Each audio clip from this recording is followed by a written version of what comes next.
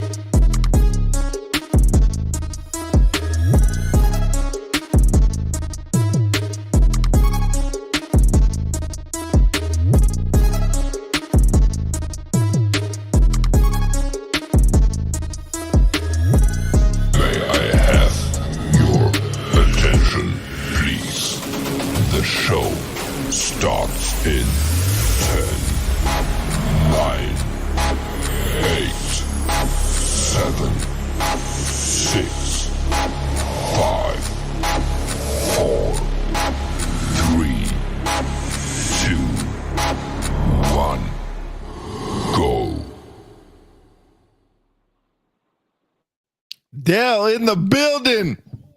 Oh, he got on. What's good? Mic check. What up, boy? Yo. What's going on, man? Oh, now he's always like Like, what? Yeah, what?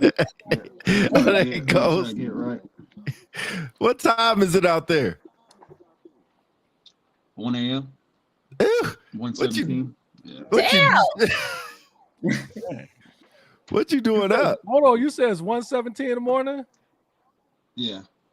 Yo, what them clubs look like over there at 1:17 in the morning? That's crazy. Yeah, that's crazy. That's crazy. I got no We're not idea. answering this question today.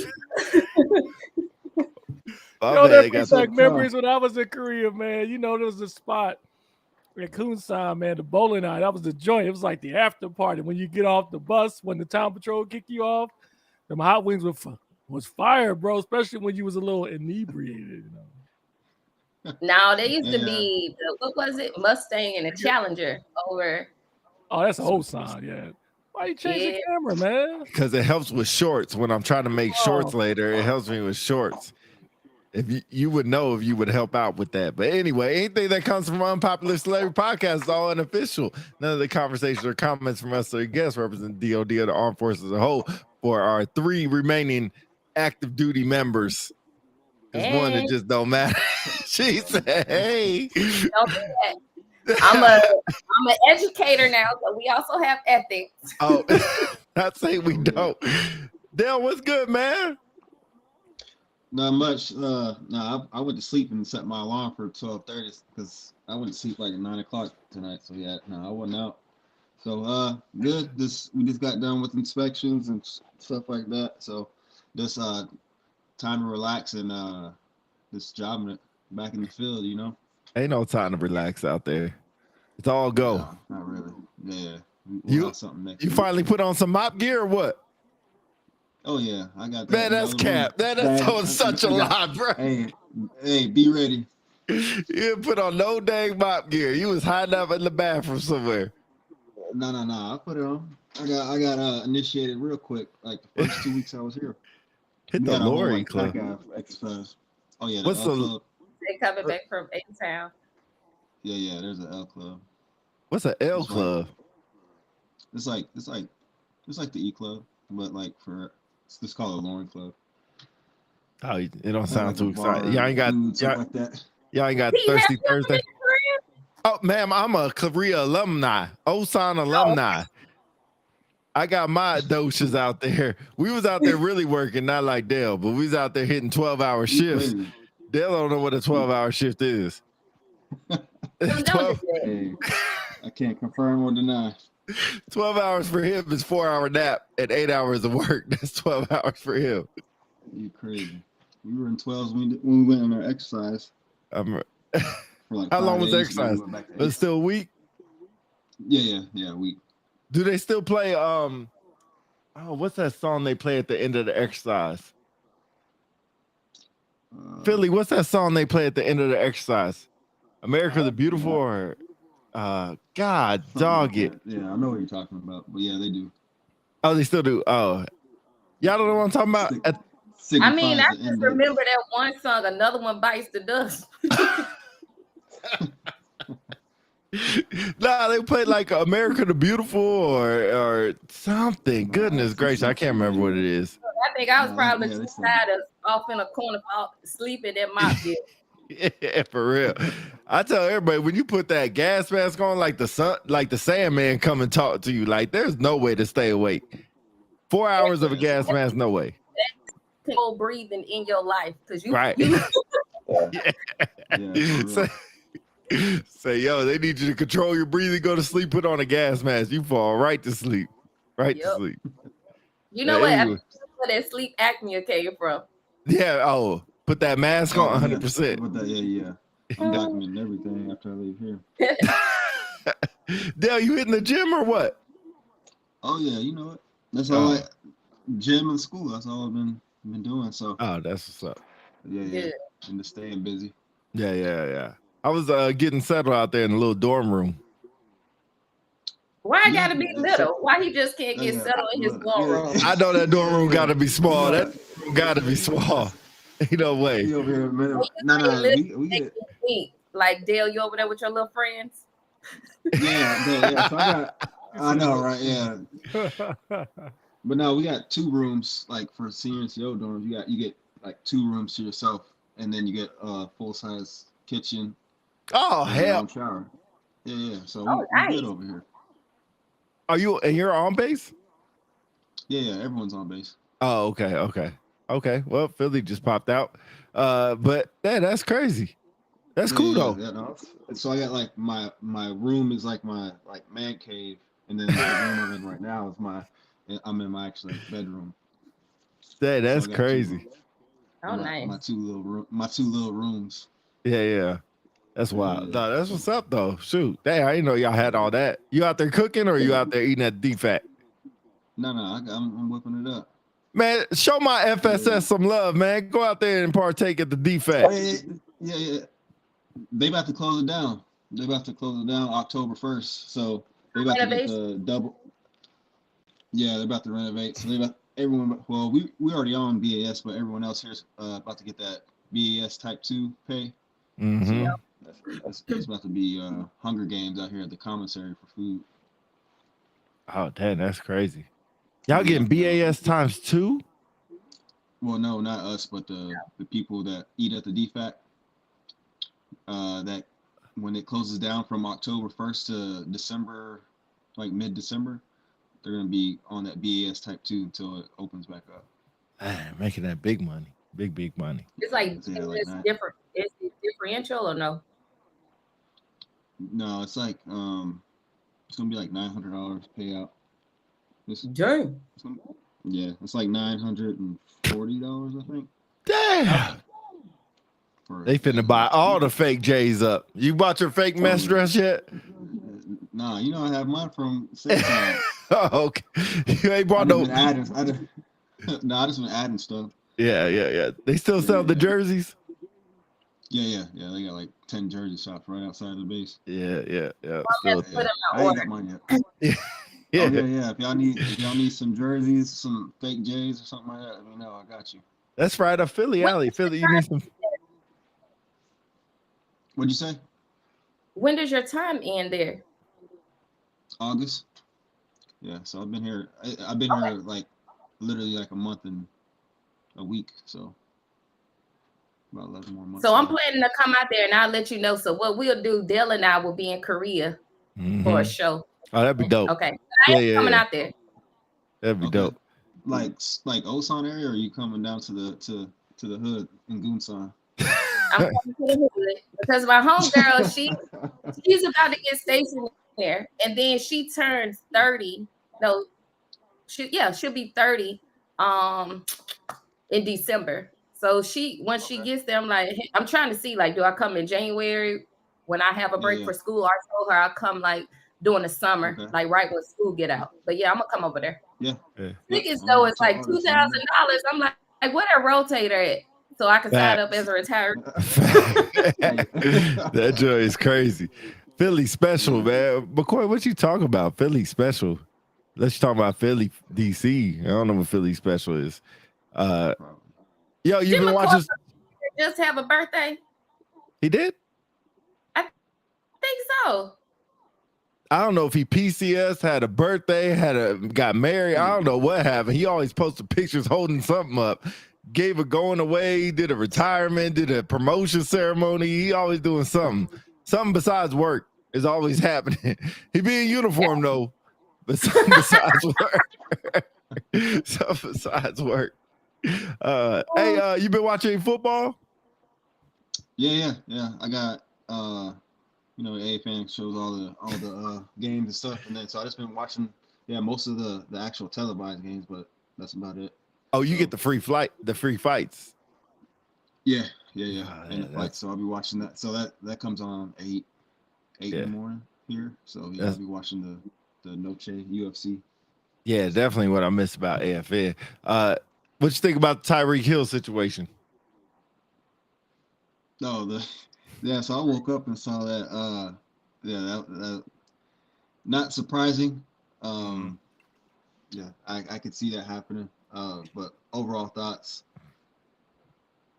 we just need to be more aware of how to handle situations. And I know it was a little like resisting to keep saying, but hey, everyone's watching, so yeah, cops got to be able to articulate their actions. If not, they're gonna get exploited through these body cams, and everyone gets to see it. Yeah. So, holy shit, Jerome, we'll get to your stuff. Jerome E. Rome. We'll get to your stuff in a minute. That's long. Jess, did you look at it? I did. And matter of fact, the baby boy and I, because he came to me, he was like, "Mom, you saw what happened to Tyreek Hill?" I was like, "Yeah." But I was like, that's like you said, Dale, getting exposed through the body cam, but two, just being mindful of like how you respond. But after the Sonya Massey situation, I'm gonna be honest, like I being a retiree, but now I'm just straight up civilian. It changes. Your lens changes of how you interact with law enforcement. I'm just being honest. Just to comply, but two, like Tyreek Hill got a little cockiness to him. So I was just shocked, like how he responded as well. And then after they asked his ass, he's sitting up there damn skinning and grinning about it. It's just, again, I saw it coming. If it had not been who he was, I think it would have turned out differently. Mm-hmm. Do you also think that I guess his blame in the situation as well? I wouldn't call it blame, because I guess he said the whole window rolling up thing. Like he handed his driver's license and rolled up his window. His thing was, I didn't want to draw attention because other people are gonna drive by, seeing somebody pulled over in a nice car, look inside, like, oh, that's Tyreek Hill, and taking pictures. So that's why he said he rolled back up his window. I don't know what your thoughts are on that. I'm gonna be honest. When your ass, like when anybody gets stopped, the spotlight is already on you because those damn lights, they just put your eyes out. But everybody, it's, what do we call it? Social loafing. Like you got to get your mindset out of it. But military members, we're good at it. But normal civilian people, they gonna look. Hell, I even look now. It's like, oh, who got stopped? Like you must have been doing something bad or speeding and you got caught. Yeah. But that's the thing. At first, even the baby boy was like, I think he rolled, like, this is J. Cole now. J. Cole was like, I think he probably rolled his window because he didn't want all the air to leave out. Like J. Cole. Really? It's too hot. It's too hot. J. Cole was like, Mom, it looked like it was hot out there, but I don't think he wanted the air to leave his car. I'm like, okay, J. Cole. Yeah. I don't know. TMZ be everywhere, man. Oh yeah. You probably where TMZ was out there lurking. Yeah, I kind of get what you're saying, but bro, like you would have got out there a lot quicker if you would just done what you were told. I mean, now should he have been yanked out the car and all that? That's up for discussion. I don't think they went a little bit too far with that. But I guess you play stupid games, win stupid prizes. It's just do what you're told, man, and keep it moving. But the Calais Campbell situation, I think, went way too far. When he pulled up, was trying to check on his friend, and man, that went way out of control. They just sat there and arrested him or put him in cuffs for just sitting there and trying to check. I know they say get on your way or go away or whatever, but I think on that aspect, I get a teammate. You're trying to check on your teammate, especially you have a game to go to. You're trying to check on your teammate and see if they're okay, if they're going to make it to the game, get arrested, call an agent, something like that. So I guess I kind of understand that. I don't know your thoughts about that. I'm from Miami, and a lot of cops down there are a little too much, a lot of ego. This is where I kind of side with the cops a little bit. Yeah. They deal with a lot of crazy shit. Yeah, they like always on edge because you don't know if one traffic stop's gonna turn like your life around. I agree with Nikki. Florida in general. Yeah, not just Miami. But I get it. They deal with a lot of crazy stuff. So how do you be on edge? You might be on edge for everything, like you just said, Dale. And it's just like trying to get out the situation as quickly as possible, but also not putting your life at risk because you don't know who you're dealing with. You don't know where the situation is going to turn to. It's kind of, I don't know. It's a tricky situation, but I mean, y'all signed up for the job. Y'all must like to do it, want to do it. Just, I guess, do it well. But you think they're gonna try to sue Florida, or you think Tyreek gonna get suspended?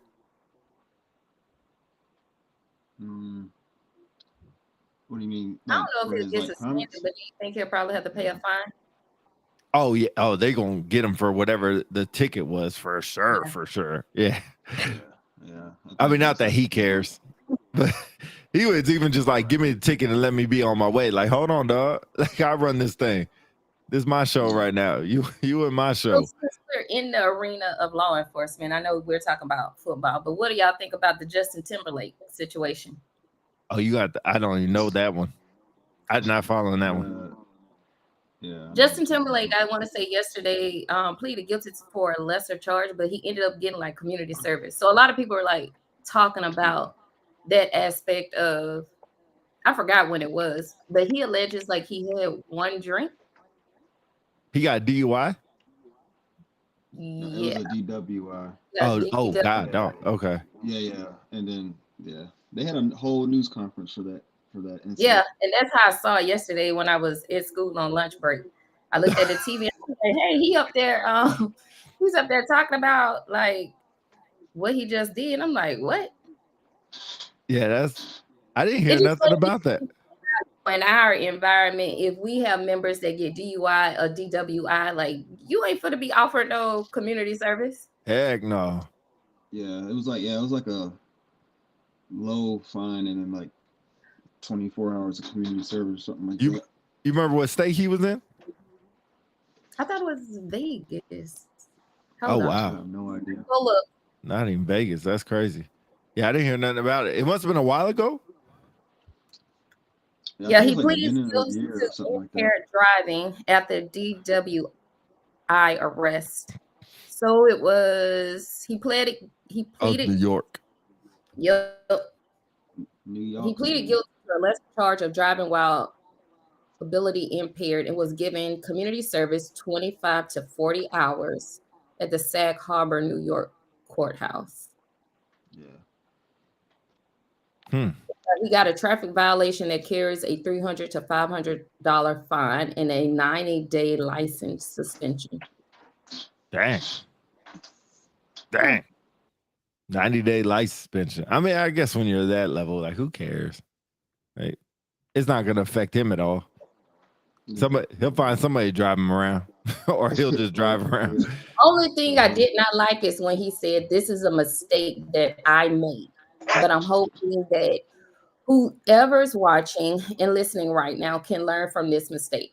So I will always say that kids make mistakes, but as adults, you made a decision, and these are the consequences of that decision. So I was like, you ain't make no mistake, because you, like, he even offered, you could have called an Uber, you text your wife Jessica, like, put them kids in that car, come get me, like, but you made a decision. Don't get up on TV and say you made a mistake. They said there's a reason you ain't never heard of the charge. I mean, that was not the emoji eyes. Yeah, I guess. That's great. Yeah, I mean, I never heard about it. I wasn't even paying that big of attention. That's crazy. Yeah, because he was supposed to like perform at something, and since he got that charge, they like canceled. I don't know what it was, but yeah. Now that I remember, yeah, it kind of popped up out of the scene and then like kind of drifted off. He threw up the eyes again. I mean, what's your? I don't know. I guess I'm so used to it. It's like whatever. You don't hear about charges. You don't hear about charges. I mean, it is kind of crazy because Tyreek was really in the spotlight. I get it was the first week of football, so a lot more eyes on football and everything like that. And then that to happen, it's kind of crazy. Let me get to Romy Rome stuff. So can we discuss BAH for a second? Maybe y'all can offer some perspective I'm not seeing. Some of us single folks can't afford to live in areas of the metro sign, and sometimes have to live 45 minutes away just to afford rent, which brings it to an issue. Seems like I'm forced to live in lesser than desirable areas in order to afford a simple 1-bedroom, 1-bath. I let y'all go. I got my thing on that, but yeah. Jess, what you think? I mean, I understand where he's coming from, but when I was single, and I'll never forget, it was me and my homegirl, Passion Stovall. We ended up moving in together to help offset that cost. Even right now, I know my cousin probably gonna be like, "Why you put my business out there?" But my cousin is stationed now in Travis Air Force Base, and he has 3 roommates, and they ended up getting a house. And like, I was in California last week, and just to see like the area, and of course, like staying off base is very nice, but it's also expensive. So that bond with other people that are single, like, are you all able to come and get a luxury lifestyle that you all will offer? Another individual that can offer insight, I'm not sure if he's looking, is Cayman Carricker. He's also like in the DC area. But you're right. You have to live out kind of far in order to get something within your means. But I don't think that should be the case. Those surveys, and again, I know I've kind of been unplugged, but what happened to those surveys that go to the service members for BAH to help? And that's the other thing. We talk about everything else, but the cost of living has tremendously increased. So you are going to these assignments. I'm like, what are they doing to address those things? And that I'm not sure of. DC, do you have anything, at your level that you're seeing about BAH with the metro areas where our people are assigned? I had to jump out, so I'm trying to catch up to what you guys are I'm sorry, about. BAH or something? Yeah, here you go. It says, I'll try to read this twice. Can we discuss Don't BAH first? Let DC read it. All right, can we discuss BAH for a sec? Maybe y'all can offer some perspective. I'm not seeing. Some of us single folks can't afford to live near those metro assignments, and sometimes we have to live 45 minutes away just to afford rent, which brings its own issues.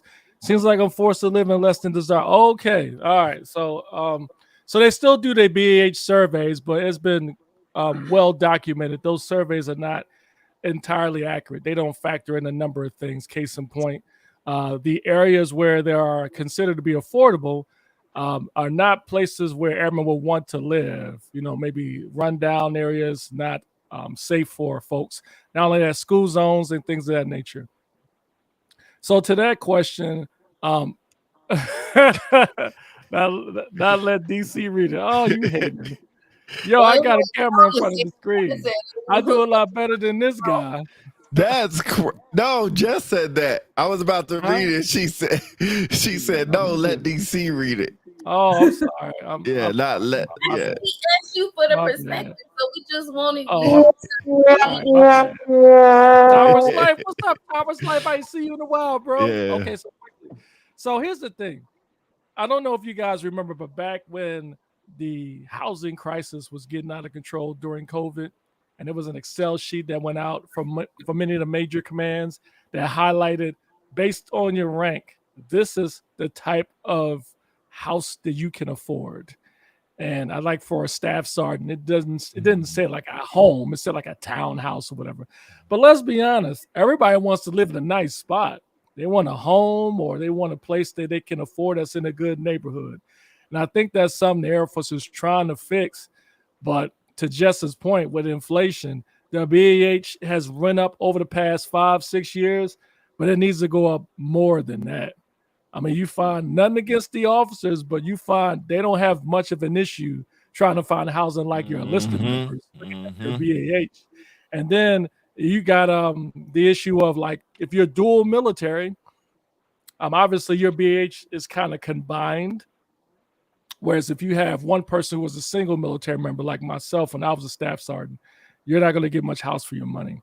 So the surveys are still going on out there, but there's still more to be done. Only thing I would say is, for you folks who are getting BAH, it is so important that you fill out those surveys and be as honest as possible. Because I think a lot of times they think, well, they have housing. It's just the airmen don't want to use it. Let's see, Tony Renee, they did a BAH increase maybe a year ago for certain areas. That is correct. Case in point, Luke Air Force Base got a BAH increase, but not Davis, Mafia, Tucson. My bad, not Tucson. Tucson. You know, one that we don't talk about often is negotiating your rent. A lot of, yes, sir. Everywhere, like when I was at Panama City, it was one of those areas, because you got to think about it. Housing after Hurricane Michael impacted a lot of areas. So like they knew and they were tracking like how much money we were getting for our BAH. So even though that hurricane hit that area significantly, you had Herbert Field and Eglin who was receiving more BAH than Tyndall area.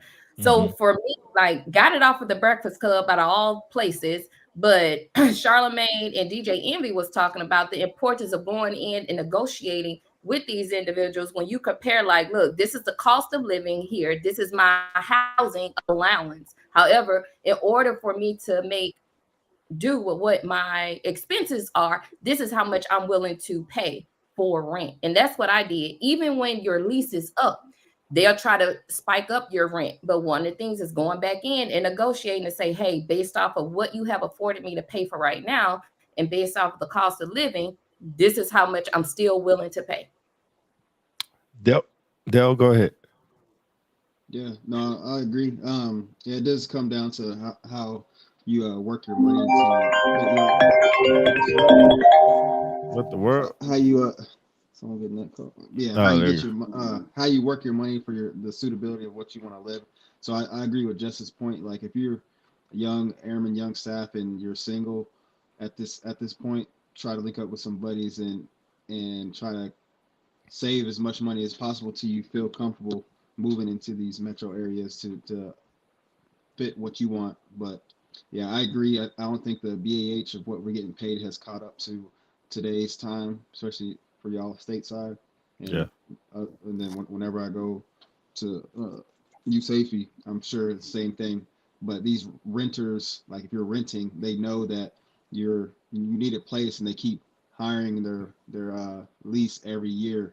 And some people are having to move out because they can't sustain that $100-$200 increase every year. So I do think that our BAH needs to catch up to the times. I think we're a couple years behind on our BAH in general. Yeah. So person who asked the question said, I had a roommate in Travis Air Force Base. I would have a roommate where I'm at now, but I don't trust anyone around the area. My vulnerabilities. McDeal got to be. valuables. I'm sorry, my value. McDeal got a BH increase, but does not cover as much in the area. So let me see. Utilities are in the formula, right or wrong? Computed in that formula, right or wrong? No, utilities are not counted in that formula. Yeah. So I will say, oh man, I got such a different perspective on this. I get what he's saying, and I totally get that BH has not caught up with the inflation times, and I don't think it ever will. To be honest, I think as inflation goes up, we're going to be behind, hoping inflation goes back down, and then hopefully things kind of even out. But to my understanding, DC, correct me if I'm wrong, BH is not supposed to cover all your housing expenses. It's supposed to be like an offset. Yeah. So, and I hate to say this because now I sound like the jerk who is saying that basically live where you can afford and stop trying to keep up with the Joneses is the best way. I don't know how else to say it. It's just go ahead. It's not that easy though. It's not that easy. I mean, because if you take that mentality, if folks take that mentality in some areas such as Seymour Johnson, hell, even Joint Base San Antonio, I would not want to live in those places. I would pay out of my pocket to live far away from those areas. You know, I want my family to be able to live in a place where it's safe and they're going to a good school zone. Now, unfortunately, BH doesn't take that into account. If I want my case in point in Joint Base Andrews, I in no way wanted my son to go to Prince George's County School. I wanted him to go to La Plata. So I had to move out to La Plata and pay extra $500-$600. And that was when I was a senior master sergeant. So it's a choice that families are going to have to make. Yes, the Air Force will not take that into account, but it's not easy to say live where you can afford. My other thing is, so I know at Luke, they do where you can move in with other single person and live on base. I'm not sure if that's everywhere. So you can get, if available, you can get base housing on base, have a roommate, move in with them, and then you're paying basically splitting your BH. Let me see what he said. A lot of apartments include some utilities and rent. We can't opt out, so rent is increased. Because what he's saying is that a lot of those apartments are already like they'll have a baseline for certain utilities like water, sewer. And I'll admit, you know, right now I'm renting a home because I'm just trying to get familiar with the area and where I would actually like to buy a piece of land or property. But to his point, like every time I go shop around for a place to stay, and you know, maybe the parent mindset, I always go look for a school first. So like I go look for the school that I want my kids to attend. And then that's when I'll start looking for housing. And some people are like, really? I'm like, yeah, because where my kid goes to school is more important than what type of house I'm gonna stay in. But 9 times out of 10, you always go find a decent house where there's the school of your choice, I'll say. The utilities, I will say that coming on this side, that was a big piece for me because maybe I did get spoiled in the military. Like I will always go find a property where the water was included. So now I have the luxury of having my water, my electricity, and sewer all in one price. But like, you know, I have a 15-year-old living with me right now, but with that 15-year-old, that's like he's like 2 people in one. Well, so I was, you know, total transparency and just trying to help them understand. I was like, yo, y'all, when y'all were, you know, back and forth between here in Alabama with your dad, it was $194. But now that, you know, we're all together and that joint had jumped up to $294. So I was like, everybody set them timers before you get in that shower. Stop getting in your shower with your music because they'll turn on freaking iHeartRadio. Pimping, you have 10 minutes. You better scrub from head to toe and make sure you hit every secret spot. She rather it's like BMT. I show man. But utilities, again, that stuff is so expensive, and you don't think about it until like to Romy Rome's comment. Like, I really want to come home and have a place of solace, not come home, you know, and I'm looking at like, hey, why am I here? Hey, we got Freddie in here, and Freddie is also a realtor. So if you would like to offer feedback, Freddie, that will be great for all of us. Please jump on, pimping. Yeah, that'd be dope. Tower Light said, when you gonna play Madden on live soon? Philly, that's for you because I ain't got it. Yes. No, I think that's you. You the one playing Madden. I ain't got it. I ain't got it. I ain't You got it. the old one, don't I'm you? like, oh my goodness. Okay, Gary, Jerry? I think, yeah. Oh, Philly, that's you. It's too much for me. Average household utilities. All right, basic allowance. I think he's okay. Basic allowance housing formula for 2024 is based on several factors, including local median market rent. The BH is based on the median market rent in each military housing area. Average household utilities. The BH is based on the average cost utilities in each MHA. Blah blah blah blah blah blah blah. All right, so I will But publicly he- say perhaps I was incorrect, Jerry. I would ask you, where did you get this source from? I would like to see it. And throw that in the chat. I would love to see that. So, But Yeah, I thank you, think- Jerry. You yeah, put in there that the BH includes an average cost of utilities. Yeah, I find that very interesting. That man, I hear this all the time. I People don't have. ever recall that. Interesting. Hold on, Go ahead, I go think you put it. Oh no, that's Tower's Life. See, Yeah, I'll play you. I'll play you. there you I go. got the 25. I'll play. I suck, but I'll play you. I I'll said play. I suck. I didn't see that. I'll do the commentating. As long as you don't use Philly, I'll play you. That's crazy. But I think it's interesting. We always had this BH conversation, and Philly being the veteran amongst the group. I think you already talked about your BH issues that you had when you were a staff sergeant.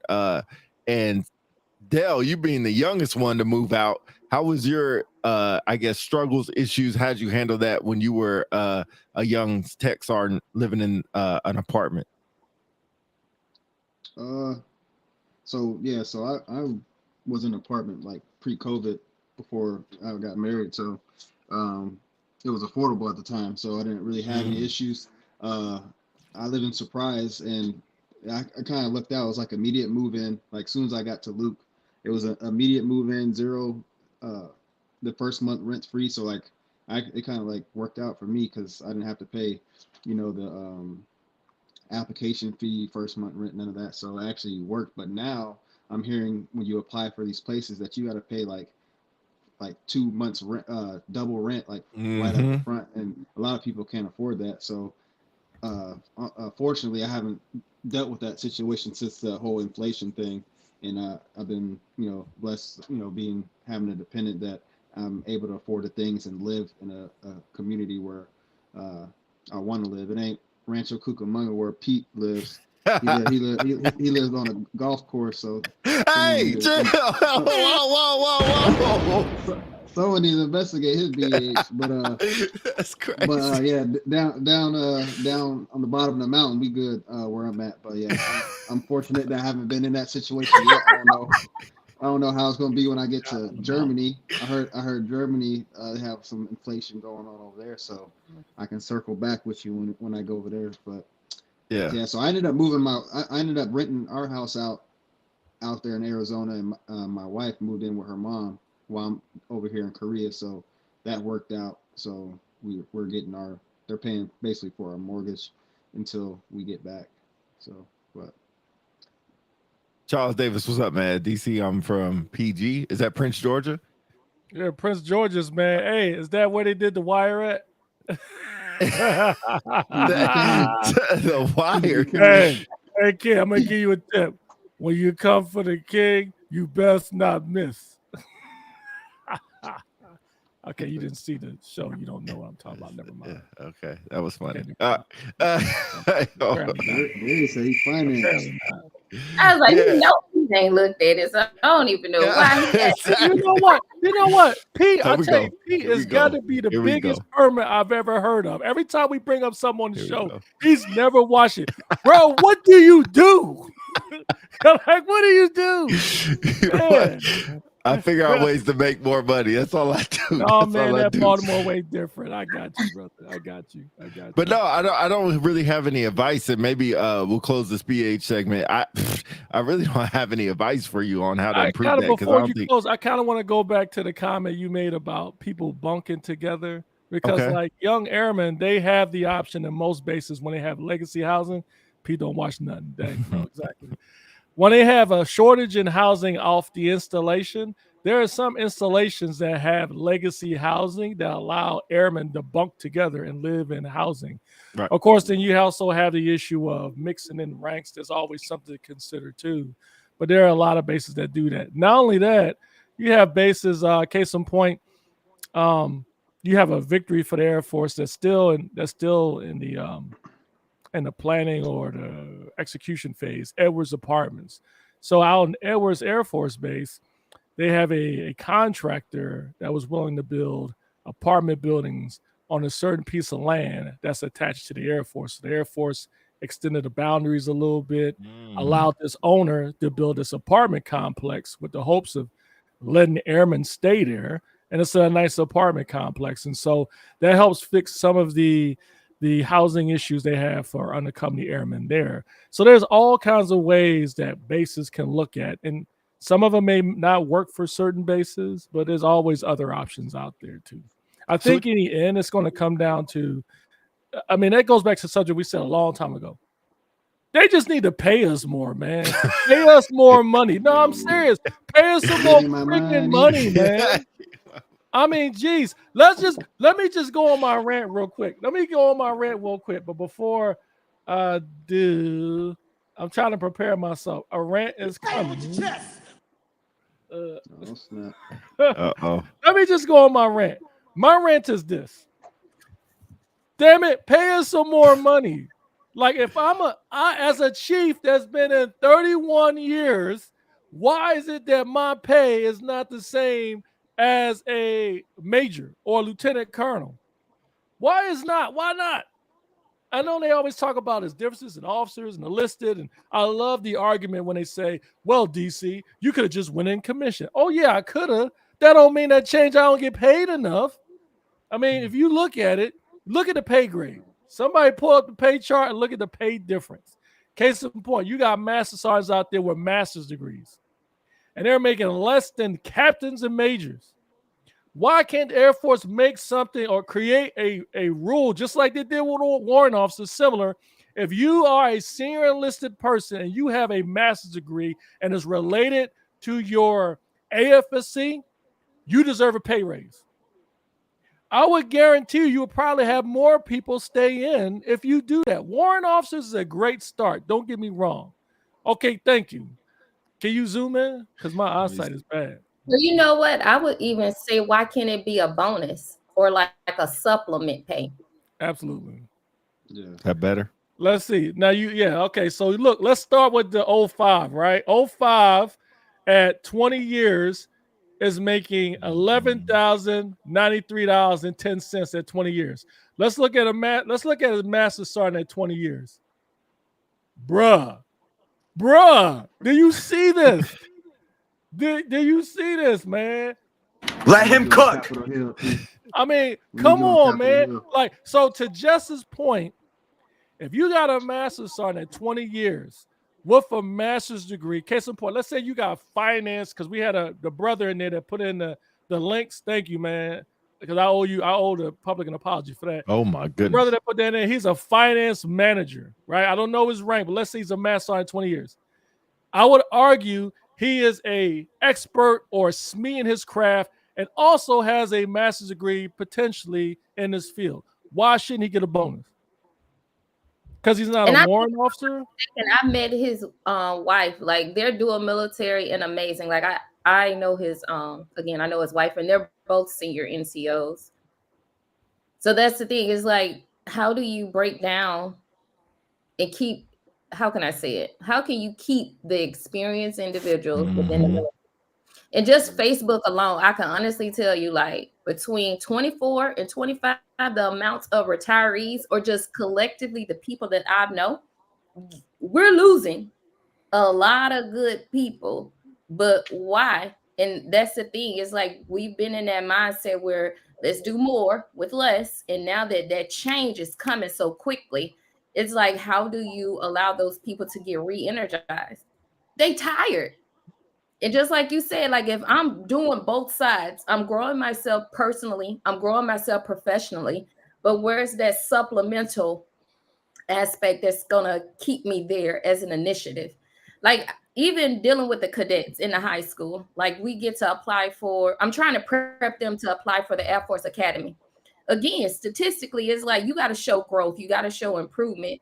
But our people in the military that's currently serving, they're doing that. Now, these kids, I had to convince them to do a PT test yesterday. It's called J100. But if they can show, like, if they can get their mile and a half, especially for a female, I want to, not their mile and a half, a mile, like 6 to 8 minutes. Do you know that if their package is competitive enough, they can get $250,000 scholarship just to go to school? That's But crazy. that's a good incentive, though. Like, you Right. got to think about it. If I came from nothing, but this will be, like you said, now I know. You get a lot of military members who did not know the stuff that we know now. And that's why we chose the paths that we chose. But it's like, now that I'm in, I understand the systems that I'm playing with. What is something that you can help me be well-rounded, but stay committed to serving?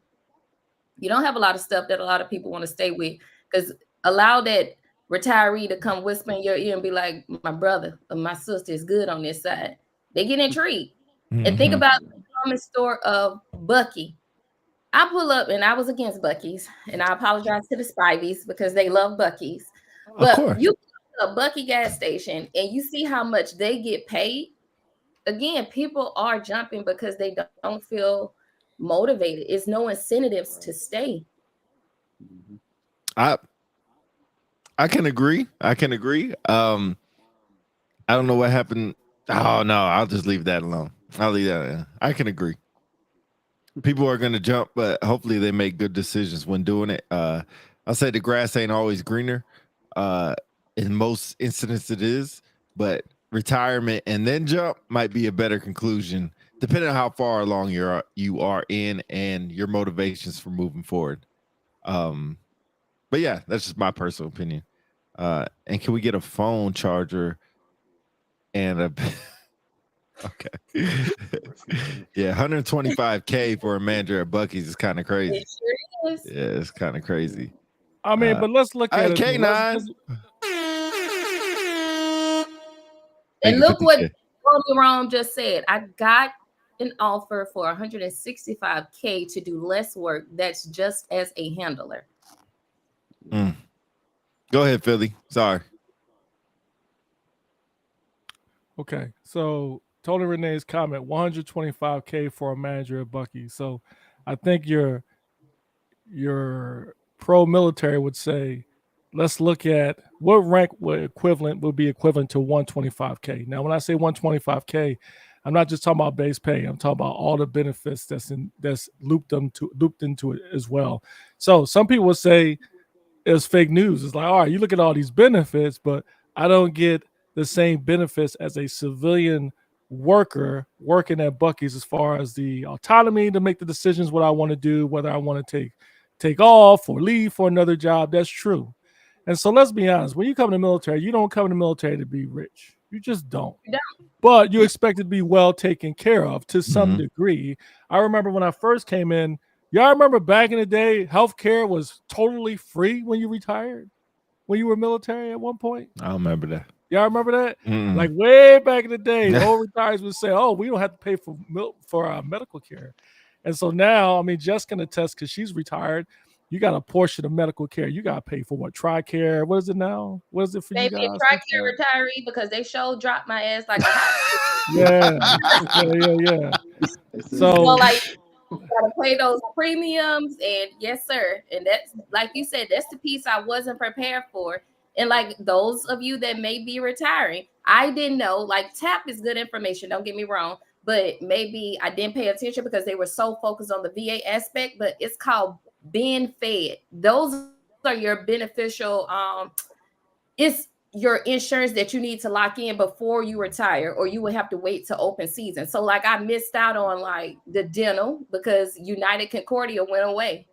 So now I was like, yo, what do I do? But like you said, the civilian job that I have has offered to where, and I'm gonna be honest, it's a lot better than United Concordia because they pay 80% of all my dental work. So like for my kids, I remember I had to pay for tie braces a certain portion, but for here they're paying 80% of Taraji's braces. So I'm like, put me on, coach. And just for that premium, a month, I want to say like I paid $90 for the family. But though, like you said, knowing what you get, $125,000 a year, but then you got to factor in like all the money that will be deducted from your check. So like healthcare, I got this dental right now for my kids. But then you got to think about your retirement plan. What I love about my retirement plan here in Georgia, because it's called the Teachers Retirement System. I put in 6%. Guess how much my job puts in? 6%. No, sir. Oh, 20%. damn. That's pretty good. So that's why they say, like, teachers, if you do it right, teachers can retire as millionaires. But those are the things that you need to go, like you said, it's not just about the money, but what is in this detailed package that I'm about to apply for is important as well when you talk about the benefits. Because if I'm not mistaken, DFAS still offers that that compensation. You know, when they used to give us out like a summary of all your benefits and how much you make for a year. I don't know that. Well, it's in if you go on MyPay, you're able to see like how much your salary is, but they factor in what DC was saying. Like they put your BAS, they put BAH, but they put all of it in. Tony, come on, ma'am. If you want to move to Georgia, I will have a position open. Oh, benefits fact sheet. We're supposed to get that when we do our ACAs. Supposed to get those out. Yep, Jerry knows because he's our finance guru.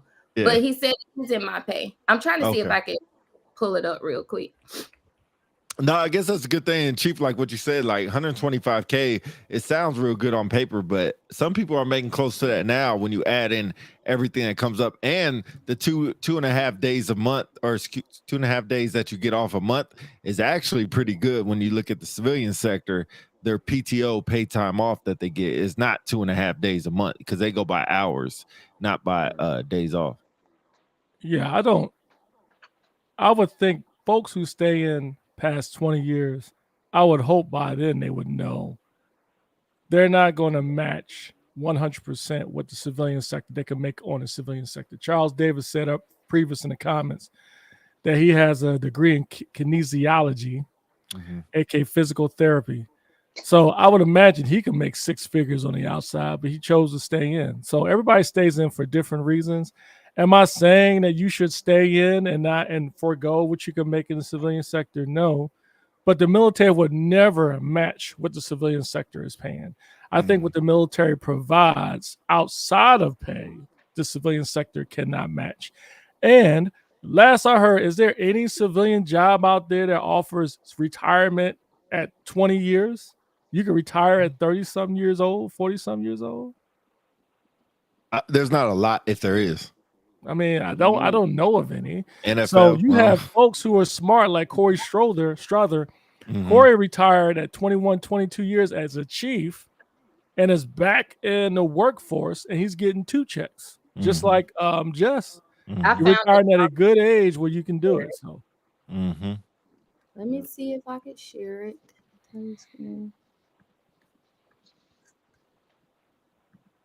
Healthcare is one of the largest expenses outside the military. Yeah, I think it's going to continue to go up as well. Can y'all see this? Nah, not yet. Okay. Oh, yeah, there it goes. So this is what I'm talking about, the personal statement of military compensation. So it shows this is old, but it says of March 2024, it was $126,000. And your expenses is, remember, those are like the things that come out 500, but total, you could say like, hey, as an active duty chief, I was receiving $127,000. That's crazy. Then they break it down to say, hey, your basic pay was this for a month. Annually, I got this. But when you consider your BAH monthly, but for a year, that's how much I got. Your BAS monthly was $460, and then a year I got $5,523. So that's why they say annually I was making $126,000. You know, as military members, we don't see it like that. Yeah, that's pretty. Oh, sorry. Go ahead. The medical care piece to it that is very important. But because I was single, but I had my 4 dependents, this was how much was indirect compensation to me. God, dog. I guess that's a good recruiting video right there. Like, I mean, goodness. that's what they do now. Really, that's what supervisors should be doing anyway when they're talking to them. I'll be honest, I've never heard of that, never seen that. So, And when right here. So when you go in, because this is my retired account. So through my retirement account, I clicked here for the personal statement of military compensation, and you're able to see it. And then they break it down again. But the actual document that I just showed to you was under the printer friendly version. Yeah. And then this is anybody what see any of your personal information. Can we quickly go to Charles Davis' comment? I need to make a correction there. Charles Davis doesn't have a degree in kinesiology. What he was saying, his captain has a degree in kinesiology, a bachelor's. But he said, Charles Davis says he nearly has his master's. Okay. And this quote, this dude makes more than me. Kinesiology as a bachelor's is like a degree in PT. Military should pay me more. I agree. Yeah. Remember, anything that ends up with pay is taxable. Anything that is with allowance. Hey, put you that know on what? T-shirt. Hey, put that on hey, T-shirt. Hey, Jerry. Hey, we need to have you on the show more, bro. You're giving us some Fudge. good financial dimes here. Yeah. And We yes, just Jerry need to was right. Thanks for Jerry or with Jerry. Yeah, Jerry that was right, man. He got me good. He corrected me. So utilities, there's a portion of utilities that's factored in to your BAH. So thanks for that correction, man. He said anything that ends with pay is taxable. I like that. But Jess, that's a good thing. Next time I have a shirt call, I'm gonna make sure I bring that up because that's a good thing to look at when you talk about, because you're right. Like a lot of people, they come in, they hear these things and how much people are making on the outside, and the numbers sound astronomical, like 125K. When you hear it like that, it sounds huge. But when you break in, hey, I'm only making $700 a month or $900 every paycheck, $1,800 a month. But when you factor in a lot of other things, maybe it ends up in the wash. Maybe it's maybe you do make a little bit more on the outside, but it's also good just to do your research and have everything that you need. Peter's your brother, man. Please don't do that. Don't bring that up after the shirt. Don't do that. Don't do that. You should have known that already. But if I don't know, you're a first sergeant, bro. Supervise. That's the Bro. number one rule. It even says it. I forgot which regulation. I'm at to find. I don't know if it's the Brown. Well, you're talking about the benefits. The benefits fact sheet.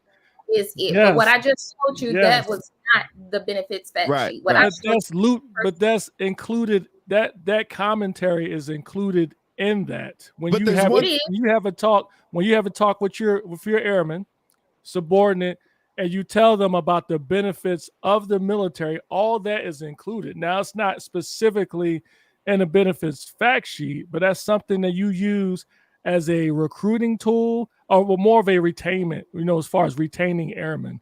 So you can bring it up if you want. I'm sorry. No, if you tell me not to, I don't want to what you say. They pull me back to BMT, brother, but I'll be pull up anytime. All right. I'm sorry. Continue on. I digress. No. I just think, like I'll say, I don't know everything. And just because I put on diamond doesn't make me any smarter than I was the day before I put on diamond. What I know is what I know. Bro. Well, it is what it is. And what I know is and people know more than me. People know less than me about certain subjects. Like it is what it is. But if I don't know, I'm thinking I'm in the same as everybody else. There's other people that don't know. And say it's only one other person. That's fine. To Tony's point, put up her comment. And that's what I like, because that's what she just did in these comments. Like, Tony basically said we're a network, and it's true. We aren't supposed to know everything. And then pick up, like I picked up the phone to make sure I quoted something correctly, but she is right. We use our resources. Yeah, there's so many people now that have never seen. I think the benefits fact sheet's outdated. It's like 2022 or something like that was the last updated one. Thank you, Tony Renee. Thank you. Go ahead and do it then. I'm sorry. I'm the bad guy. Good. You know what? Clear me out of the camera. No, I'm gonna call you on Teams when I do it so that you can see it. No, you gotta give Tony Renee some love. You know she used to be a top. Clear me out. I officially have left the chat. I'm gonna have you on Teams when I do it. I'm gonna call you on Teams. All right. Can we transition to the debate, please? Oh yeah. Oh Lord. Yes. But before we do that, did you put the disclaimer up there? Yeah, you want to put it up again just in case Yeah, you go put it up wild? there again. Where were you? Put it up there again. I was out doing business. That's what I was doing, getting my business done. Oh, Lord. Okay, You Shannon gonna Sharp. read it? Anything that comes from Unpopular Celebrities Podcast, all unofficial. The You sound like a clown conversations. right now. I can't stop laughing. Can you read and focus? Anything- Oh, that's hard for you. From the Unpopular Celebrities Podcast Thank you, is Jerry. all unofficial. None of these conversations or Thank you. comments from us or guests represent the DOD or the armed forces as a whole. You like that, Pete? Tony, don't log off, girl. We want to hear your thoughts. Oh man. Not Oh, debate, my I'm logging God. off. What's up, bro? See? Here he go. Here he go. All right. So I want to address what Towers Life asked me earlier. He asked me, what did I think about Trump? Or he asked me, do I like politics? Yeah. So I wouldn't say I like politics. I do think it's interesting. And I think as an American, I mean, there's some level of interest for me when it comes to politics.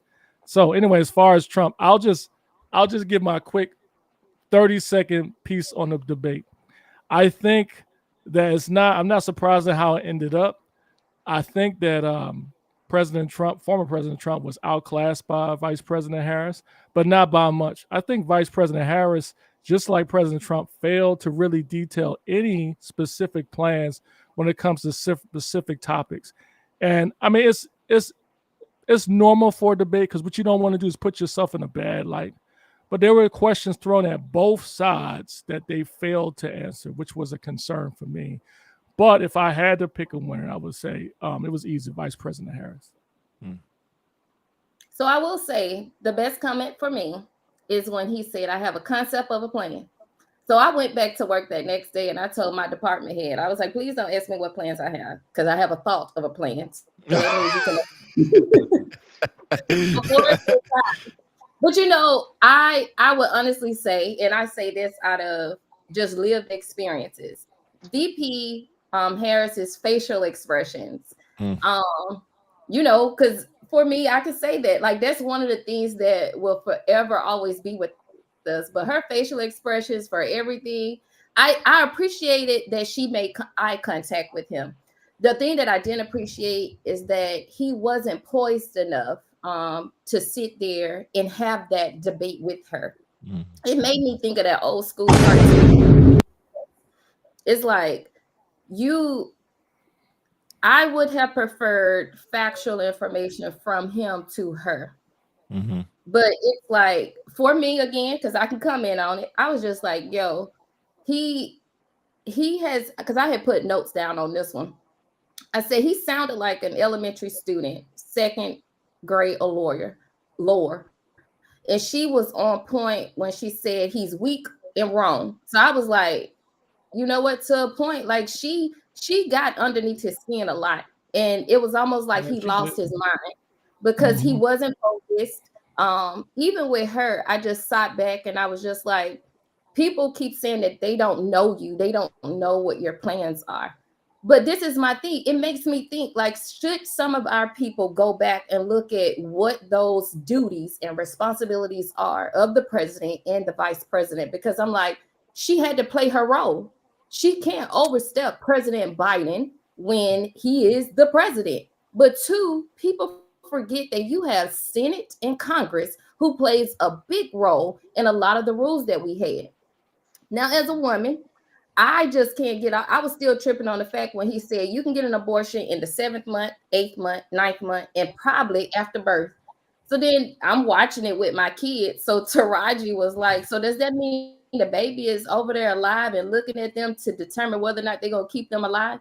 Like, are we not paying attention to what we are saying when we're out here? But it really does scare me because for President Trump, he has men in other countries saying that, you know, saying what matters. But I'm like, what are you saying about the people? What are you saying about us here? You're relying on people outside of the U.S. to say whether or not you're doing a good job. But what are the people here in the U.S. saying about your job?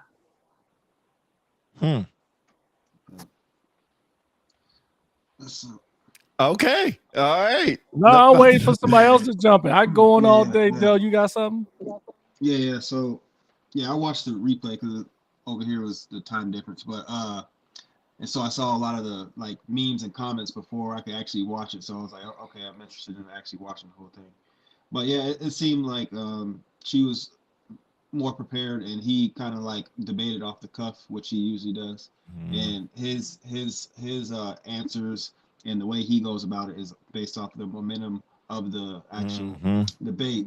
So he tries to get these one-liners out to get publicity on certain things he was. So like the cats and dog thing, he's good for those one-liners to In Springfield, they're eating the dogs. The people. Yeah, that was wild. And, wow. and Kamala came at a more of a professional type way, so it was kind of like two different debates going on at the same time. But yeah, if I had to get a winner, yeah, I had to vote her just because of the poise, and she was a little more prepared and answered some of the questions that they asked. But it's hard to get those non-biased networks, and you can kind of see who they were kind of favoring. But if that's in your favor and you're answering the question, you got to work with what you got. So that's just my 2 cents. So I will add, and I'm glad you said that, Dale. So when I think about it, I think for me the biggest piece is the immigration, and then just hear me out, because again, these are my thoughts and my concerns only. But we have branded ourselves in America of being home of the brave, land of the free. But when we talk about immigration, it's almost like it's a bad thing. Like, I get that there should be rules and policies in place. But what bothers me so much is that we're so divisive when we talk about human beings as if they're not human beings. And even in everything we do, we always say, in God we trust. So when he was talking about the Haitians, it really bothered me, because even being here in Georgia, it's such a diverse community of everybody. I can't even go to Walmart without people outside of Walmart passing out their business cards. And they're not from America, but they're out here trying to hustle. So my biggest thing is when people be like, well, they need to go back to their country. Why? When we got people that were born and raised here in America, capable and able, and won't get their narrow ass up to go get a job, go put in an application, but you still use taxpayers' money, who is also us, because we're all taxpayers. We use our money to make sure that they ass can still stay at home and get their Section 8 housing. And this is just not a racial issue. I know different races who equally capitalize off of housing benefits, EBT. But then you have an issue with an individual that's Haitian. You have an issue that an individual that's Mexican that want to come over here. They work damn near harder than some of us who have been born and raised here, but you don't want them here. I think that's the beauty in America. It's like we afford opportunities. So it's like, why are you trying to limit and afford those? And then they're saying, well, they're all criminals. Baby, people that was born and raised here are criminals. What are you doing with them? Half of the time you're pardoning their ass for things and putting them back out on the street. And like I tell people, we will lock somebody up quick that sells drugs, but we will let somebody else out quicker who has committed murder. Help me understand, like, which one do you want? Do you want to continuously promote our banter that we are home of the brave, land of the free? Or do you want to just keep with this stupidity? And that's where I get frustrated in, because it's like, this is me again, my religious beliefs is that God is going to judge me and hold me accountable based off of how I behave, respond to other people. Like, that's me. But it seems like some people just forget that. I'm like, yo, you holler about you believe in God or whatever your spiritual path is, but look how we move forward with some of the things that we talk about, especially make like laws and decisions and policies off of. I think immigration is a big thing. And I think if somebody comes into the country, just like if we go to other countries, they have laws and rules for immigration as well. So I think if you come into the country and do it right, get your visa or whatever, and you it sucks. We can't help where we're born at. Like, I could have been born somewhere else. Y'all could have been born somewhere else. We're all born in America. That's where we're at. I don't want to say lucky for us and unlucky for some. I don't want to say it like that, but as long as they do it correctly, let them in. Now, the ones that just try to barge their way in or come in illegally, yeah, those should be taken care of accordingly, because we can't just have an overpopulation of people. I mean, we're going to run out of space, run out of a lot of things. And not saying that I don't want to go to China or anywhere like that, but if I do, they have their immigration laws as well. Either they're going to lock me up and not let me out, or a lot of other stuff. But I do think that immigration is a big thing. I let people in if they want to come in, just as long as they do it the way that the laws say they have to do it. But you said something earlier when we said that. Think about, we have a lot of people who they see us, they see that vision, they see a dream that they want to achieve. They don't know that until they get into a network of people who can help them do it the right way. Like I have a mentor who works with refugees every day. So she's there, she has a translator, and she's trying to figure out like, hey, how do I help this family? How do I keep this family together? So that's what I'm looking at. It's like people don't know what they don't know. It's all they're trying to figure is like, how do I get here? Once I get here, I'll figure out the rest. But they know the wrong way to do it. But they don't, again, you got to think about, I don't know what I don't know. All I know is that I need to get there. Right. But you also know, but I guess back to the play stupid games with stupid prizes. Like if you just try to get over here and you find out it's illegal, you're going to pay a little bit of a price. Do I think the price is correct? But just like I said, if I go to China, I need to know the rules before I can go there. I can't just go. Don't go to China. Well, I'm saying one of those for example. I can't just show up and be like, hey, I'm here. Japan, Germany, those countries, you can't just show up and just, it's not the same as America. Don't get me wrong. This one of the benefits of America is, America is built off immigrants. The thing, America is the way it is because of immigrants. However, to Pete's point, I agree. There is a process put in place. They should follow the process. And quickly going back to the debate, I felt like that was one point that Trump could have really pounced on Kamala Harris for, but he was unhinged and he didn't do it because in the end, it is a known fact the influx of immigrants since that administration has gone up exponentially, and it's been a point of contention between all of the states. Where, case in point, Texas sent a lot of the immigrants up to the East Coast, and some of them are in different East Coast cities. I think in the end, we need a more solid immigration policy and to be enforced, but it shouldn't be at the expense of immigrants being treated less than human beings. I don't know what that plan is. I don't think any of them lined that out outside of President Trump saying he's going to use the National Guard and the local police force. So I think in the end, that's what needs to happen. But too, when they're making these policies, I wish policymakers in the Congress and Senate, because a lot of them are immigrants. Why won't you use immigrants who are like going through it right now to help you with your decision making? That's my biggest piece too. It's like you're trying to make a decision that impacts people and you're not even including them. So it's like, if y'all really want to get this policy right, bring those people in, meet with those people, and then y'all are able to hear their stories, think collectively.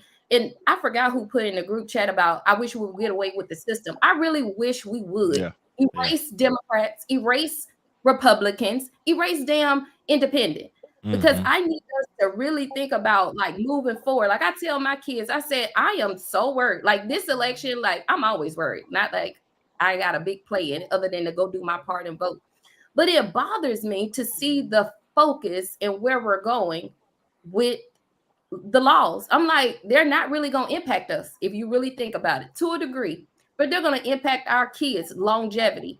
Like it was a law, case in point, that President Trump signed when he was in office dealing with veterans. Like if you had student loans and just say you got them all out, you have up until year 2025, December, and they'll wipe them. Those are the things. That is an example of a law that he did while he was in office that is in effect until 2025. So just think about all these other laws and the longevity or the impact that it's going to have. And that's not what we're thinking about. We're just thinking about right now what we're going through with inflation and immigration. But I'm like, especially abortion. Mhm. What are we doing to think long term, not just an immediate fix? Because we're so reactive as well. We don't do nothing until it's like a need for it to be done at that time. And just that's a good point. I guess I don't remember immigration, or excuse me, not abortion. Now, maybe I wasn't even up the age to even realize it being that big of a topic, maybe 20 years ago. Maybe it was, and I just wasn't old enough to realize. But I don't know what the abortion laws were 20 years ago, and something changed, society changed. I don't know, but it's like, what was wrong with the laws 20 years ago? I don't even know Yeah, I what the laws find were. that abortion and immigration is probably the biggest two topics that will decide who the next president will be. And I think for the abortion topic, to your point, Pete, it got to a point where it's, they have this Roe versus Roe v. Wade was Wade. overturned. Roe v. Wade was overturned by President Trump and was given to the states. Was a bad call. I think my personal opinion, DC's personal opinion, no one, let alone the government, should tell a woman what they should do with their body. Mhm. No one. Mhm. And I think during the debate, former President Trump made a comment about, I won't go into details, something about, you have the baby, they decide what to do with the baby or something. I mean, it's comments like that made him seem like he was just like totally off kilter, which is a shame because one thing I'll quickly bring up too is the Afghanistan piece. I thought that was a brilliant opportunity for him to press her for that too, and he failed to do it. So there was some people in the comment that mentioned something about Kamala Harris as the vice president, and she shouldn't be held. She's not culpable. I disagree. I think it's no different than when I'm being in a for organization I'm in. Yes, my boss is in charge, but if something goes wrong in my formation, you don't think that the next person in line, ultimately the commander, gets the biggest scrutiny, but you don't think the people under his command is faced with the same thing? So for vice presidents go out. Is it true? It's true that vice presidents, they go out and they meet world leaders, they work issues, whatever's being given to them by the president as well as the Secretary of State. So I'm sure in that room, when decisions were made, she got a chance to weigh in. And maybe no one knows what she said. She might say, hey, this is a bad idea, whatever. But what my issue is this. When they asked her, they said, do you accept any responsibility for Afghanistan? You think you've done anything wrong? She never answered the question. There are some folks that say, okay, she's a vice president. It's ultimately up to the president to make that decision. That is true in some regard. I would have liked for her to see, hey, it was a decision made. However, in hindsight, when I think about it now, I would have done this differently. Or I think what we did was 100% right. She didn't do either one. That's my only issue with that part. No, I agree. I think some of the questions were dodged politically correctly, where they have a debate coach that teaches them how to do it or whatever. But I'm like you. I wish somebody would just be like you just said, this decision that was made. I'm a human. Hindsight, if I could crystal ball everything, I would make every decision right. But unfortunately, I can't.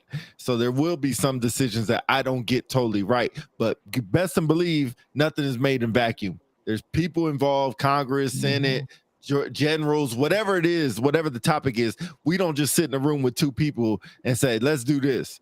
We talk to a mass amount of peoples, and this was the mass decision that was made. Maybe and say, I didn't agree with it, but this was the mass decision, and I'm not going to go against the masses. And this is what we made. It didn't go right. Right. So Yeah. I will even add, going back to the abortion one. So the one that even when I was getting my doctorate degree, I found where a lot of clinical trials or studies, like historically, those trials did not always recruit participants who were represented most affected by a disease, a condition, or behavior. So when they're looking at these policies, that's the one that bothers me the most, especially about abortion. As a Black woman, we have not had the opportunity to be participants in a lot of these studies where it affected our diseases or behavior. So it's like, when you think about that aspect, and I'm just saying it for me, I'm like, hey, a lot of clinical trials that you're trying to utilize to make some of these decisions did not include people like me. But that's what I want people to go back and look at. Like, before you make a decision, like, you're making a decision based off of who? So I looked at the RNC and the DNC, and just to see those women that stood up at the DNC and talk about their experiences with their medical conditions, and this is total transparency. I remember, and I'm not going to dime them out, but this is what I want my military members to keep doing and pushing. Being at Tyndall, I went to the doctor and I told the doctor that, hey, I have this lump in my breast. And being that I wasn't raised in the household with my biological parents, I was raised with my grandparents. I found out medical information about my mom that she had ovarian cancer. So I was like, okay, cool. Then I reconnected with my biological sister last year. How about she had a lump in her right breast? I have one in my breast. I went to go see the doctor at Tyndall. He really pissed me off because he looked on WebMD. So I was like, hey, I looked at TRICARE rules. I'm not 40. So I know I may be denied for a mammogram, but hey, this is my family history that I just found out. My sister got hers tested. It was benign. I have this lump. I would like to get tested. Do you know he didn't even write all that information in there. So fast forward to March, I go to my VA appointment. The same lady that was doing my general exam for my VA appointment, like, hey, do you know you have this? And I said, yes. I've been trying to get it looked at to no resolve. Nobody is helping me. And I gave her the family history again. She worked with Maxwell Air Force Base. This captain that is in the clinic there put in a referral. Y'all, I had that referral the next week, had an appointment that quickly, had the biopsy and got it examined. It came back benign. But it's like, you're telling me, that's my biggest frustration. You're in a position because of your credentials to tell me what to do with my body. Now, if that other lady, and I will say she was a minority lady, was like, hey, you need to get this looked at. But why do I have to constantly tell you what's going on with my body, but you're telling me what's not wrong with my body? So that's how I look at the abortion too. When you have been through certain situations, especially as women, when you're trying to articulate what's going on with your body, and somebody else is telling you, well, this isn't what I've seen clinically. You're right, because I'm not represented in those trials or those studies that you have learned in your textbook. I agree. That's why when people be up in arms, like, remove your religion. If I'm placed in a position where I have to have an abortion due to my health, that's not your job. That is going to be my job and God to determine, hey, you went through this situation. This is my judgment for what you did. That ain't nobody here walking around to determine what I do with my body in regards to an abortion. Amen. But we say, it is. And people like, oh, it's men. It's not just men. Women as well are against other women when it comes to having an abortion. It's a human thing that people have inserted their religious values on. When didn't you just tell me it's separation of state and church? But this issue has been laced with both. They incite or include their religious preferences on how they have made this decision, if you really want to be honest. Man, that's deep. DC?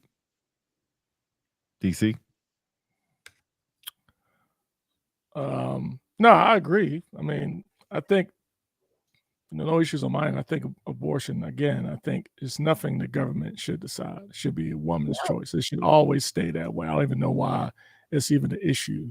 And I get it, between whether you're a conservative or a liberal, I mean, I hate to I don't mean to make jest of it, but it seems like it's common sense to me. Like, it should be up to a woman like this.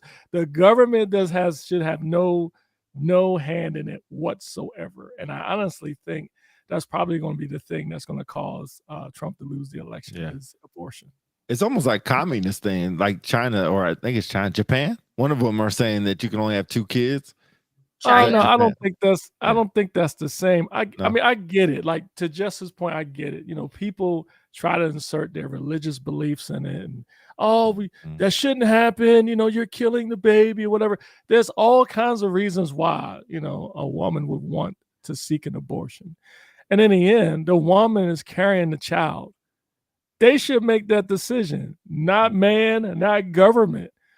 So it's just the thing that China's doing is a little bit different, I mean, no, in the way they are, it is. No, I take it back. I apologize. It is, because if you're telling them you can only have 2 kids or 1 kid, then that's different. I mean, that's something similar. So, Let's see what did Shout out- John Jeffrey said? It's shout a out- shame that common sense is ascribed to a political party. Yeah. You know, and let me say this real quick, and if y'all want to move on, we can, because I can understand this can be a contentious topic. Mhm. I think in the end, I think Jess mentioned it earlier. You said you were concerned about this year's election.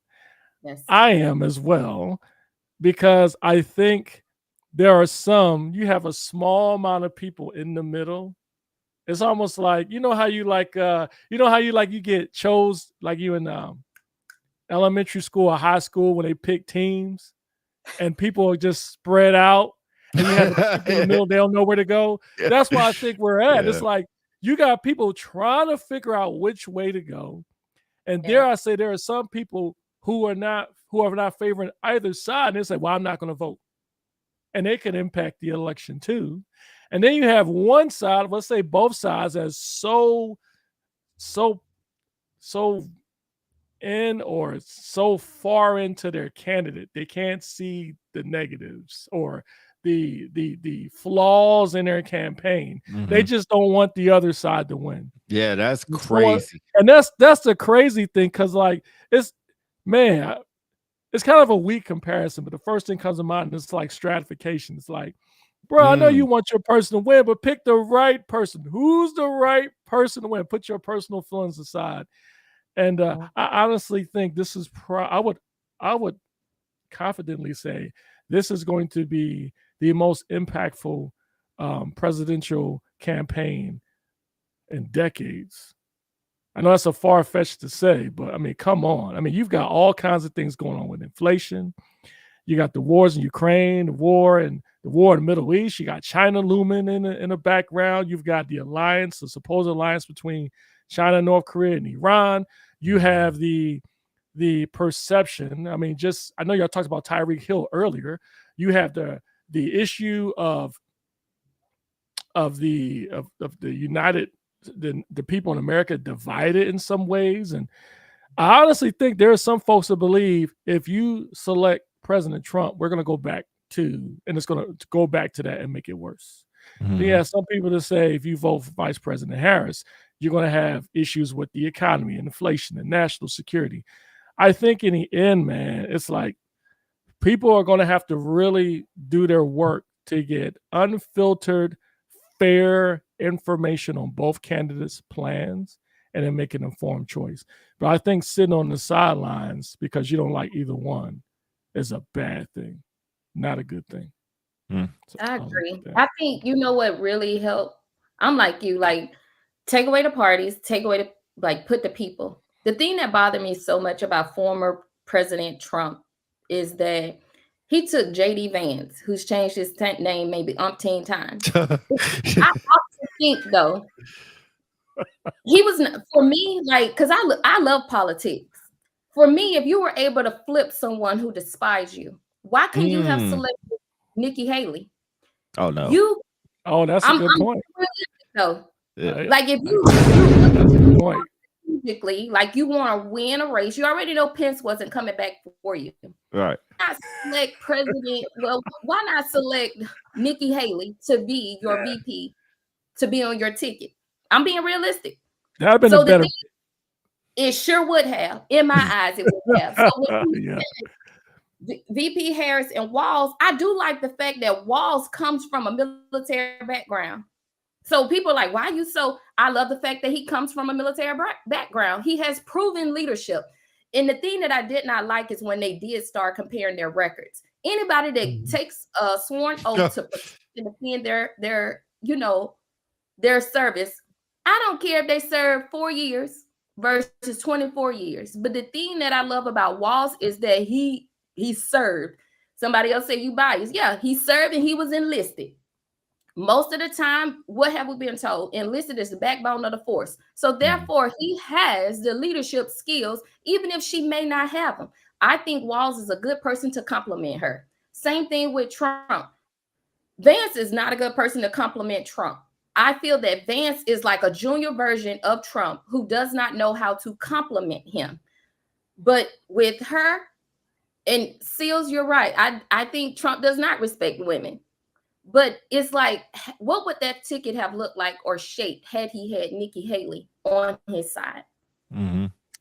Yeah, that's a good point. I'm trying to remember exactly. I wanted to add on to what you just said. Oh, good example. You said that that was a bad choice for him for picking his running mate, President Trump, because you can tell they're not talking. There are times in the debate he said, "Well, your vice president candidate said this." He's like, "I didn't talk to him, Right. but he can have his own opinion." They don't talk. It's almost like Correct. he's an afterthought. Yeah. You know, and I think if he would have picked Nikki Haley, even though I think people will still think he don't respect women, but it would have helped this case immensely. I Immensely. think she's more than well qualified than Vance. Vance makes it worse for him. Oh yeah, I see Project 2025. He kind of distanced himself. You know, man. Man. You know, man. You can go down a tangent. This thing You will can go down all day for this one, man. Yeah. But yeah, I mean, I guess we can go all day with this, but see what happens. Hey, don't the vice presidents do a debate? Or is that not a thing anymore? Yeah. They're I supposed to don't do know if one. they're gonna do one. Oh, okay. Okay. I'll be honest though. So the low-key joke that I had about Vance and Waltz was it's almost like because Vance, if I'm not mistaken, was like a lower ranking, like E4. So then you have like Waltz, who was like an E9, and it's like, are you butthurt of your experience in the 4 years that you did serve? Did someone of that level like do you wrong for you to come in the way you did against Waltz? Like that's the only piece like I'll honestly say, because as military members, we can always choose the capacity in which we serve once we're in. It's like what you ask of me, I'm going to do. So it's like, why did you do like that's the piece I didn't like about Vance. Like, why did you do that to him? And then like I don't even own no cat, but I have plenty of homegirls who are single women who would like they are like one of my homegirls. She's not married. Like she adopted her first baby last year. He was born last year and he turned a year this year. But I think about women like her, like they want to be moms, but their lives and career did not afford it that opportunity at that time. But it's like just because a woman doesn't have kids doesn't mean she's gonna be a damn cat lady. Yeah. Man, man, yeah, that's crazy. So I love what I hope I'm pronouncing her name right. Shaman Seals. If I'm wrong, please let me know. Shaman, thank you. I'm sorry. Shaman Seals. She said we would have had a better chance to win because while many don't like Trump, many people do believe in conservative. That's what it is. It's like I think it seems like the majority of the Republican Party conservatives are afraid to go against Trump because they just like, look, we need the best person to win. And they're going off his previous victory when he did win. That was a different time then. I think now, and all this craziness about, oh, President Biden, if he should be here, I should be running against him. Man, you're a former president, man.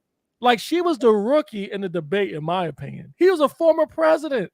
Yep. So he should have been like poised, calm, had everything outlined.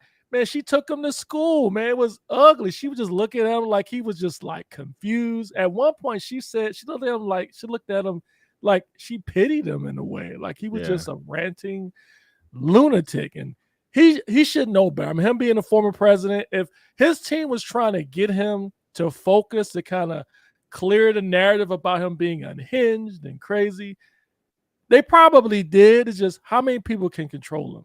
Yeah. And that is a good.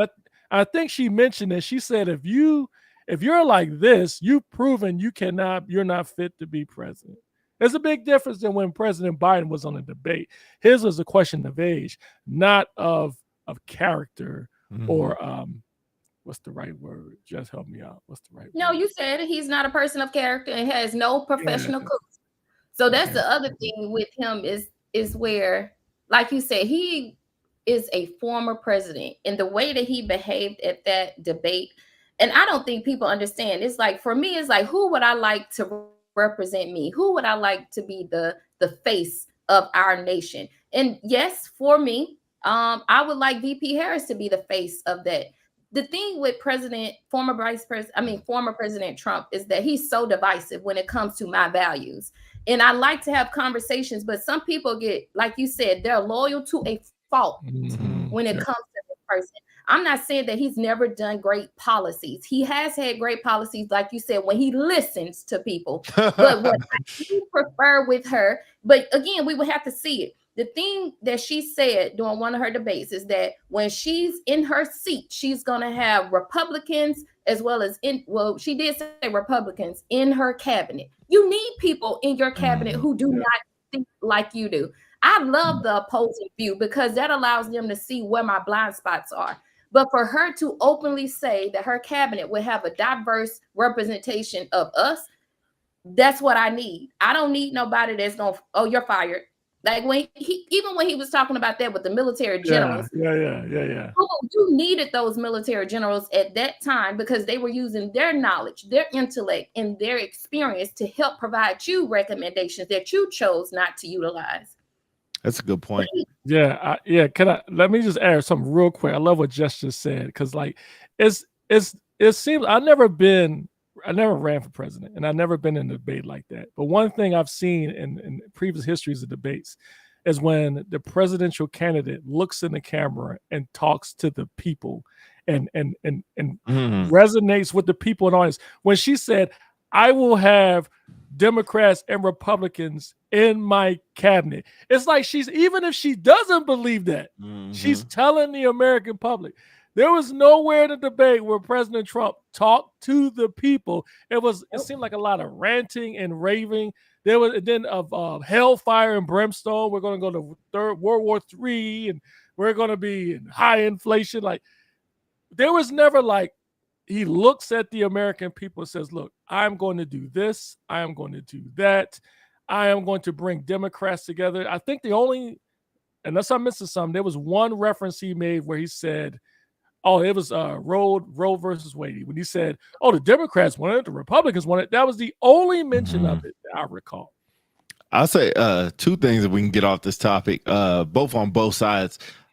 I know you mentioned the Biden thing, like he shouldn't be running against Kamala because Biden was represented by the DNC. Like I get that. I think there's a point that expires and you got to move on. Like, yeah, you had a great point when it first happened. Like we can't just switch people out in the middle of something. And I think the only reason they did it because the Biden-Harris money that was established would have disappeared. It was 25 million or something like that. So they wanted to keep that together. I agree with that, but you got to let that go, man. You're facing this new opponent, whatever you want to call them, new person. You got to let it go. Yeah. It's like a football team. If you got the backup quarterback and you should be salivating at the mouth, you know? Right. You got to let it go. Like they don't know what to do. Anyway. The other thing I agree with Harris about is that when she kept making references, I think it was at the beginning, like it seems like President Trump wants to divide people and she wants to bring people together. I think that's the big thing that kind of resonated with me a lot. I think we do have, when President Trump talks, it's a lot of division, and when Kamala talks, it's a lot of let's come together. Now, some of her stuff is kind of out there, you know, giving people $100,000 for new homes and $50,000 to start up a new job and $6,000 per kid. Like, I think somebody made a meme like, all I gotta do is have a car, or have a new job, have a house, and a new kid every year, and I ain't got to make any money because it's all paid for me. So I agree with some stuff like that's kind of out there. But I get when you're on debate stage, you don't have a lot of notes. You're just going off the top of your head. Like I get some things aren't going to come to fruition. So I agree with that. But that's my take on it. But I think it was points. So to the money piece, especially with the kids, I wish a lot of people would do their homework and stop saying, "Oh, Trump gave me $1,200 for stimulus." I'm like, you have to get that money back that tax year as well if you are not paying attention. So I'm like, he did not give you anything. Yeah. But we can go one more topic. I want to talk about the Shannon Sharp. Did y'all talk thing. about Shannon Sharp? Okay. Nah, see, yes, because I would like to know who Michelle is.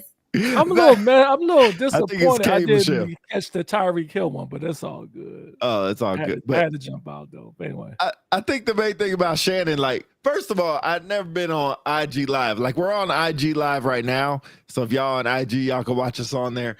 But I never been on my phone, been on IG Live, so I don't really know how to do it.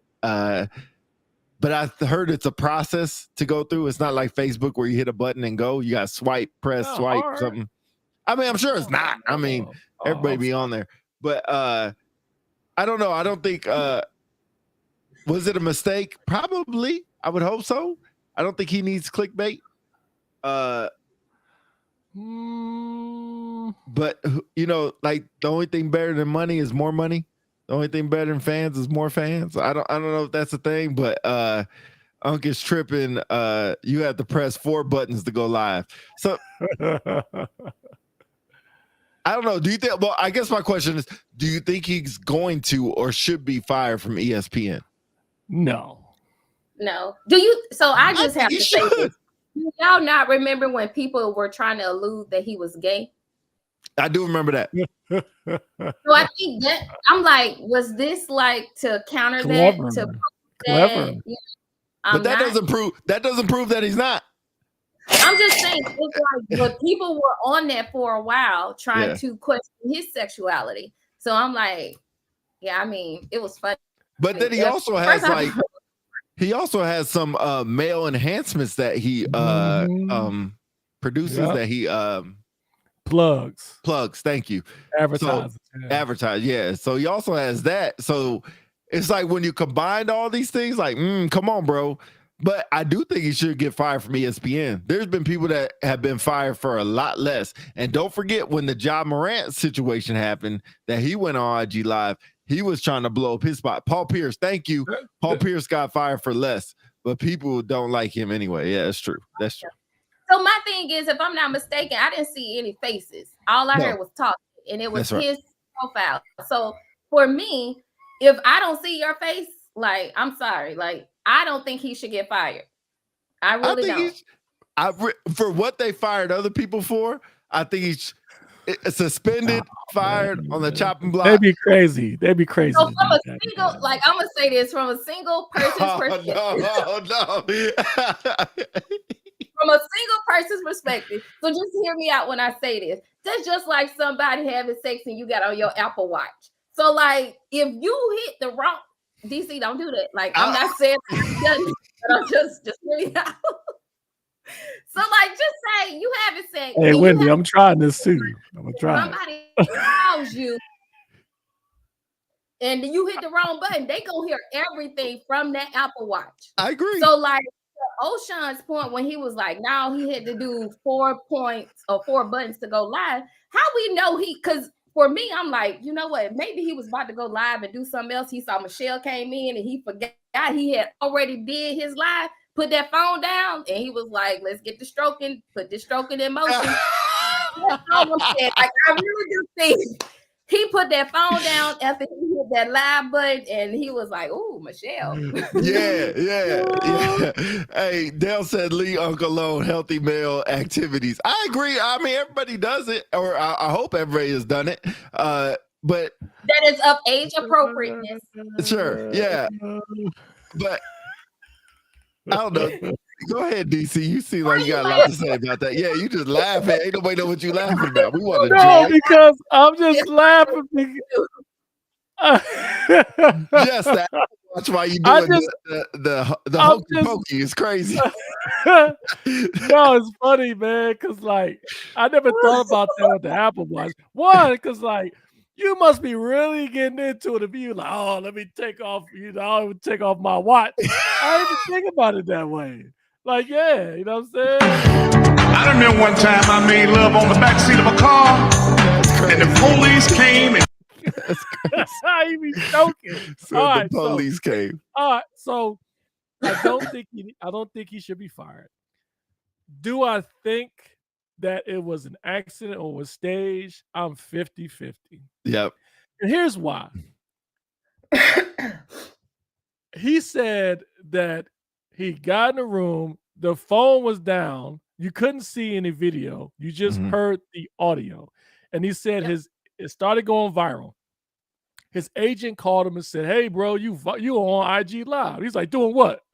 He was like, "No, that was after the fact. That was after the fact. That was after the fact. Okay, yeah. Mistake, after the fact."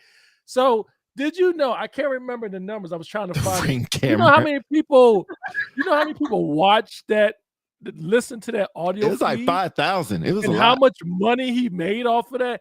And sure. to your point about the enhancement Mhm. pills, he's got another deal with that one. So, Mhm. and then to Jeff's point about, the speculation that he's gay, which I will drop and say, who cares? Like in this day and age, it's not like it's taboo anymore. If he's gay, he's gay. So what? Mhm. But it's funny when Ocho Cinco was like, "Oh well, I forgot what he said exactly." I'm just happy. Yeah, I'm just happy. It You was know what I'm Michelle saying? and not Michael. So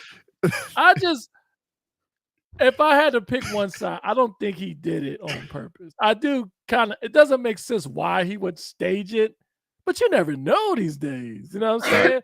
But let's talk about the noises on the phone, bruh. It's like, Once again. Man, shut up. I remember one time I made love on the backseat of a car, and the police came and shined his light on me, and I said, I'm smoking.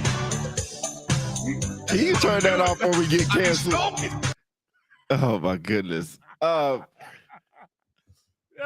then Hey, at least Oh. he was like Marvin Peace motel lover because it looked like he was in a motel. So And that's what. See, Jess, I'm glad you brought that up. It looked like he was in a motel. That little what's that, wood panel looking thing? Like, bro, that don't look like it's in somebody's house. Bruh, Somebody did said it might be anybody talk Michelle about Obama. how anybody ever address how limited or limited amount of time that video was? It How was what? barely like 2-3 minutes. What are you talking about? The video. How Oh long yeah, was the video? he said on his nightcap. He said he was already 25 minutes in. Boy. That's what I Bro, said. of course he That's gonna what I say said. that, man. Yeah, he For said he all was that 25. growling. Because that's what we didn't need a reenactment. second round then. I Yeah. just said that. You said what? I said, how you know that probably went second round?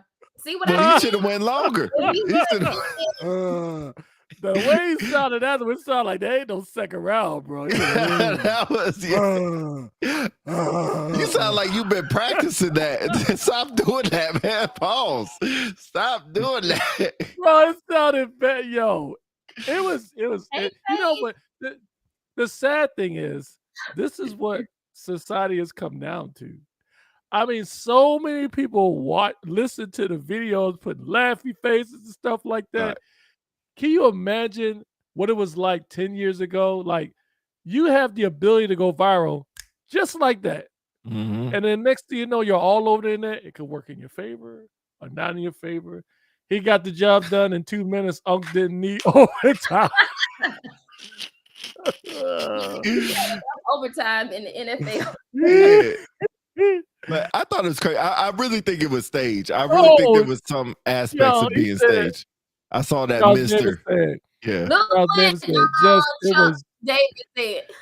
Yeah, Charles Davis said, Jess, it was Mr. for Color Purple. That is crazy. Get to see audio for Color Purple. I'm looking now. Oh, No. Lord. No. I'm looking now. No. But no, I think it was a lot of it was staged. I don't know why. I think it was kind of crazy, but I think to Jeff's point, a lot of it, maybe the whole I'm like men or I'm gay thing was probably getting to him. And he's like, all right, F it. Just gonna throw this out there. Because DC brings up a good point. He's like, okay, 2024, who cares? But you got to think about the generation in which he came up. Mhm. Like, Yeah, that's true. some of them still care. Like, I have male counterparts or male friends that just because you see a gay male and you're straight, you think that male is gonna holler at you. They don't care about you like that. So Mhm. that's my thing. Is like, when are we gonna let that go to where just because someone sexual preference is what it is doesn't always mean they're trying to come on to you. But some people still think that way. Right. That's the crazy part. That is the crazy But part. but my only thing I would say, playing devil's advocate, is it not looked at the same as, like, say, female in the gym and the male's like working out near close to him and staring at him? Is that the same? No.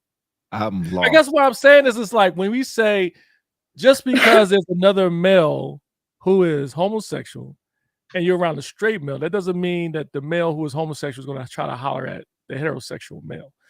but it's an attraction, right? So isn't it the same as a male being around female or female being around a male? Isn't that the same? No. No. I don't know. I'll tell you, Okay. like, I honestly don't know. Like, what happened to me yesterday, since we're all male and female and male attraction. So I was on the phone trying to schedule a doctor's appointment and walking through Kroger's just trying to pick up dinner to cook for the kids. I kid you not. Like, this dude walked in front of me and then he turned around. He was like, damn, you fine. I was like, damn, I'm on the damn phone. Hey, man. What? Oh, that was like, okay, I'm like, that was rude. Like, you couldn't say, like, excuse me, you're attractive. It was like, damn, you fine. I was like, oh my God, like, oh my God. Why you get a brother like a thank you and say, damn, I'm on the phone or something? Yeah. Situations, my mentality. So, like, y'all think it's a joke. When y'all retire, y'all will see like the psychology part of me is like, no, the fuck he didn't just say this. Yeah. I think for me, I be looking like, I'm gonna say this. I'm just gonna use a name. Good afternoon, Michael. I think you're so attractive. So some of my homeboys be like, you lying. Like, is that how you? I would really approach a person like that. Oh, Right. But the okay. thing that makes me mad is, and it'd be like, yo, shawty, you know you look good. I'd be like, like, I have the pleasure of speaking with. Like, But I guess, like, when I see somebody tall as hell, I'm like, damn, you tall. Like, I would say something like, so if I turn the corner and I see, Jab, like, damn, you fine. It'd be like, all right, have a good day. Like, I was just, but to DC's point, being in the gym with the dude and he does it, it makes me feel like I'm in a meat locker. So it's like, Yeah, if that I'm talking, There are like, the places. gym be Wendy, sometimes. yeah. But some people do go to the gym to try to get picked up. But when I go to the gym, don't even talk to me. Like, I'm over there trying to concentrate on my breathing and my life together.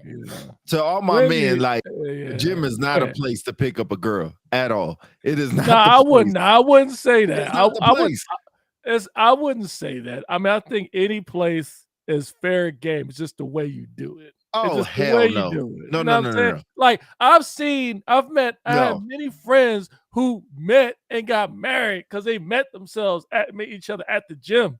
Okay, You let know, me like, let me preference. One example is when, there you was gonna put somebody's this business guy, out his there. wife was working on a machine. She didn't know how to do it. Oh, Lord. The mail came in. She was like, can you show me? He showed her. And then he was like, she was lifting weights. And then all of a sudden, he struck up a conversation. He's like, hey, I'm a trainer. You need some tips. Cool, let's meet. Next thing you know, they married. Okay, that's 2 fine. years So, later. okay, situations like that, I agree with. His approach Right. was on. There you That's the go. approach. That's the point I'm trying to say. Every place is fair game. It's just the way you approach it. See, It's Del gym Brown and said safe the gym space is don't my bother safe space. Don't bother me. Nah, that ain't true, man. He's saying, Like, yeah, And let me just put to my your point, headphones man, on, get like, my lift in, and get out. I'm not single, but I got imagine it's hard out there for some pimps, man. They trying to figure out a way, what they call pickup lines. It's been a while, and they just probably felt like that was the best pickup line. Like, damn, you fine. And I then he ain't gonna just lie, like, it made me realize real quick. I was like, girl, you back in the South for real. yeah, you know what I'm Yeah, saying? the South It is. makes me think about the movies and stuff. But yeah, it was almost like, I was like, damn, did he just do an about face? Like, it Right. real, like, he did an about face. And then he was like, damn, you fine. Oh, that's too much. Yeah, you do all that. Like, if you just cross I will somebody, like, admit and just that. say it that and was move. kinda Yeah, but you probably turn didn't think around and about say it. That's something kind of like, a- that's crazy. Because he had immature one thing to back, because I do. think he was trying to look at something at another aisle that he had passed by. And then when he turned around, he looked for a little bit, then he went, and then he turned back around, and then that's what he said. I was like, oh, Lord. Yeah, I mean, I know shit, there's dudes be many doing times that I at look- gas stations. It don't Yeah. matter. It don't matter. I see Wendy all the time, and I do that, man. I just can't help myself in a meeting. I'm That at, is offended, Yeah, okay? that's I different. went there. I That's went to a crazy. meeting she was having at work just Oh to see my her at lunch, and she God. was Oh doing a my brief. And I'm like, God. damn, you fine. I can't help myself. I mean, That's different. men, That- just like you straight, oh. shit, he was struck by beauty, You're showing your age right now. That's so You know? different. It's so different. Oh, be quiet with your high right, it forehead. loves Be to rear. quiet. Thank you. You know what? Y'all just stop. We can live vicariously through my single chronicles because Yeah. it is slightly entertaining. I'm sure it is, but I guess Jeff. It'd been funny if you was on the Hold on, end the best one with though, your 'cause boyfriend I and you told her jumped his in. I got a student. The student was trying to be like, "Oh my God, G player, you're not married. My dad's not married. I'm a hook Oh, that's y'all up." crazy. That's crazy. Baby, before I knew it, I was like, I don't get my money and my honey in the same location. My coworker looked at me like, what did you say? I said, you heard what I just said. Like, Charlie. Now I come to work, get paid, and date somebody. That's crazy. Like, no, sir. But no, I don't know. I'll leave that where it's at. I do agree with you, DC, that it seems like there's no place that's safe from a single female or a single male to possibly be talked to. Yeah, I don't think there. But I agree with Jess. It's all about the approach. It's all about your approach. Yeah, too. But too, y'all, is when I say I just sit back and reflect sometimes. Like last night, I went to an event in Atlanta in the area called The Battery. And like it was really nice. So I ended up like, because I'm cheap. So parked at a hotel that was close. The hotel offered a shuttle bus. So I took that shuttle to The Battery. It was almost like an R&B trivia type thing. Okay. It had 2 DJs. You would do the trivia. You had food and drinks. But it was nice just to see the different variety of people all at once. But even just watching, because I'm a people watcher too. So just watching some of the people and how they were, dancing and talking to people. But I ended up having it was a couple, girl and her boyfriend that I was standing right beside, and like we were like, wow, like it's so different. Like people like are grinding or like how they'll run up on you behind. I said, baby, you get that elbow real quick if you were to run up behind me like that. Not the elbow. Like, look, not the people's elbow. Like, I learned that, being a Delta too, the stroke. Roll up on you like that. But it's just a different type of world. Yeah. Or like I had one guy roll up on me last night. I think this was probably by far the best one because I almost spit out my popcorn. He was like, oh my God. He said, are you an influencer? Because you got some beautiful teeth. I was just like, oh my God. Like beautiful teeth to be an influencer. That's good. Hey, that helps. Not like a toothpaste commercial. Automatically an influencer because your teeth is you want to be up there with a jacked up people, I guess, come here to get like yeah. There's a lot of influencers in Atlanta. I was like, no, I'm just a regular person just trying to have a good night and listen to some good music. Yeah. Well, shoot, man, this is a good episode. I disagree with that. I would argue that, there's nothing wrong with having a little bit of a flaw like a chipped tooth. Nothing wrong with that. It shows your personality, You're right. And we're going to go to the closest dentist to make sure that they even out that for you. Right. I had my fill, man, but it fell out again. I was like, man, forget it. I'm just going to leave it that way. So Are you serious? Yeah, man. No problem. The military will always. But the teeth is the most important part to me. Amen. If God, some people are like, I need to be physically attracted to you. Mm-hmm. Like your teeth needs to be like well kept. Like that's just. And then, I agree with that. You don't want no yuck mouth, but ain't nothing wrong with a little chipped tooth.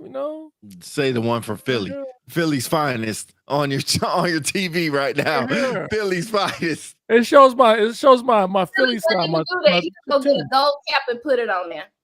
Yeah. He said dental benefits make you fine. He trying to holler for the fits. Not for the fits. That's crazy. Well, okay. All right. Good episode, man. I'm glad we got all 4 of us on here. I know Dale had to jump off, but that was nice, man. Giving all 4 of us. It's been a while. He had to go boo-boo or something? Nah, he had to go to sleep. The correct terminology is if he had to go make a deposit. And my bad. Deposit. Deposit is crazy. Not a deposit where you get that's a good one. I'm about to use that one. I used to get so embarrassed when them kids used to roll up on me in public. I gotta go boo-boo. I'm like, can you please just let me know you need to make a deposit? I said, from here on out, that's what we gonna call it. You go. I ain't gonna take shit. We all do it. Well, you know what? But my granddad has a bad habit of saying that. So the older 2 kids of mine, they used to always say, I gotta go to the shit house. Because that's what my granddaddy used to call it. And I'm like, it's the bathroom. If you don't call it the poop house. But that's what they used to call it. I'm like, drop the kids off at the pool. I go boo-boo. We all do it. you go boo-boo too. We all do. I hope you do. I make deposit in the toilet. Anyway, man, it was good to have everybody on. But I appreciate everybody tuning in. We'll be back in a couple weeks. We got a Oh, couple Dell, guests. you got a of mine. 6 Bravo, Dell. I see you on there. Oh, Go Lord. 6 Bravo now. No. My dad. All right. He Well, said, I'll let you later. I appreciate it. Anybody got any last words before we get on? I'll leave it to Jess. Go ahead, Jess. I'll say next, we do need to reach out to Jared to get him on to have us Yeah. a segment. Other than that, it is good to be back with you all. I'm glad that football season has started back. That's what y'all saw me. I was looking at Alabama because we playing Wisconsin. I was like, I couldn't believe they let them score before us, but hey. Yeah, But that's I cool. will tell y'all, I got selected to be the flag recipient at the Alabama versus UGA game on the 28th of September. Oh, So dope. so I have to wear my uniform. My family got free tickets, but yeah, we'll be in there deep That's as I what's get up. presented the flag, and hopefully I get to see Uncle Nick Saban while I'm there, since they just renamed the stadium after him. Yeah. We call it Saban Field now. They playing Georgia that day? Absolutely. Oh, they Oh, gonna be they can Oh get it. Lord, Jess. Why I'm you had to just go to being the Georgia? honest. Why you had to Just go to being the Georgia game? I I just mean, need we my beat Georgia last year. We beat Georgia last year. Don't Wait a minute, forget. you said we. You said but we. that was for the Roll whole Tide. nother coach. I just Wait. need my That's true. coach to get a Oh, polo shirt. Yeah. Stop wearing that hoodie. Oh my If- God. This He gotta be doing the Bill biggest Belichick. bandwagon hopper. We my roll God. tide. Roll tide. Oh my God. Roll Cut me out the camera, Tide. please, bro. Roll tide. Hold on, DC. I support on NFL. I go with the Saints and the Eagles. That's all I'm gonna say. Oh, okay, all right. Hey, cut. All right, I'm gonna cover Peter. Roll Tide, Hey, Roll Tide, We there. We Roll there. Tide, Roll Tide, Roll Tide, Roll Tide, Roll Tide, Roll Tide. All right, I'm done. Where's the Niner gang one at? You a Niner gang fan too, right? Bang bang Niner gang. Bang bang Niner gang. Yes, sir. But for Saturday, roll tide. Woo! You said that when you're on the kickoff. On the kickoff, roll tide. Go ahead, Philly. Go ahead, because y'all gonna lose. Y'all gonna lose on Monday night. Don't forget about that. Let me see what the score is. You know, there's only one true fan outside of just here on this panel. You know what I'm saying? I'm a true Eagles fan. You know what I mean? You a Falcons fan. I ain't hear you say nothing about the Falcons, who we're going to cream on Monday night. Let's make a I bet. You just and I said that. right now I just on, said that. on live. No, we're going to make a bet right now. If the Eagles win, and they will, you're going to you're going to put up on the next show that the Eagles are the best football team in the NFL, and the Falcons should be banished to the Canadian Football League, just like they should have been 5-10 years ago when they lost to the Patriots. And if the Falcons win, I'll say, hey, the Falcons is good. No, All that's right. bullshit. No, I ain't doing that. This is hell no, I ain't doing that. It got to be equal.